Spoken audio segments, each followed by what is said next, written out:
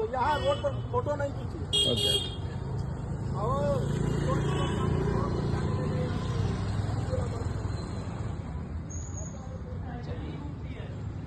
నమస్తేనండి. ఈ వీడియో మన రాష్ట్ర విద్యాశాఖ మంత్రివర్యులు శ్రీ నారా లోకేష్ గారికి చేరి మాకు న్యాయం చేయాలని చెప్పేసి కోరుకుంటున్నాను. విషయం ఏంటంటే నా పిల్లాడు అగ్రికల్చర్ డిప్లొమా పాలిటెక్నిక్ రంపచోడవరంలో చేయడం జరిగింది.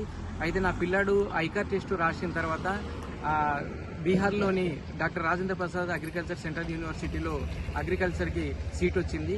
కానీ ఇక్కడ యూనివర్సిటీ వాళ్ళు ఏమంటున్నారంటే మా పిల్లాడు చదివిన అగ్రికల్చర్ డిప్లొమా పాలిటెక్నిక్ ఇక్కడ చెల్లుబాటు కాదు, దాంతోపాటు ఇంటర్మీడియట్ చేసి ఉండాలని చెప్పేసి ఒకటి అంటున్నారు. అయితే ఆంధ్రప్రదేశ్లో జియో నెంబర్ 17 రిలీజ్ చేసి దాని ప్రకారంగా agriculture polytechnic is equal to intermediate course అని చెప్పేసి మన వాళ్ళు ఇచ్చున్నారు, ఆంధ్రప్రదేశ్లో ఇచ్చున్నారు. కానీ అది ఇక్కడ చెల్లుబాటు కాదని చెప్పేసి బీహార్ రాష్ట్రంలోని రాజేంద్ర ప్రసాద్ యూనివర్సిటీ వాళ్ళు అంటున్నారు. కాబట్టి దయచేసి మంత్రి వారి వాళ్ళకి నా రిక్వెస్ట్ చేసేది ఏంటంటే నా పిల్లడికి ఈ సంవత్సరం సీట్ రాకపోవడం వల్ల క్యాన్సిల్ అయిపోయింది, ఈ ఇష్యూ వల్ల క్యాన్సిల్ అయిపోయింది. భవిష్యత్తులో మిగిలిన విద్యార్థులకు అలా కాకుండా ఉండాలంటే ఖచ్చితంగా ఆంధ్రప్రదేశ్లో ఎక్కడైతే అగ్రికల్చర్ డిప్లొమా పాలిటెక్నిక్లు ఉన్నాయో అక్కడ కెమిస్ట్రీ అండ్ ఫిజిక్స్ అనే సబ్జెక్ట్ ఇన్వాల్వ్ చేయాలని చెప్పేసి కోరుకుంటాను. అలాగే ఈరోజు నా పిల్లడికి సీట్ క్యాన్సిల్ అయిపోయింది.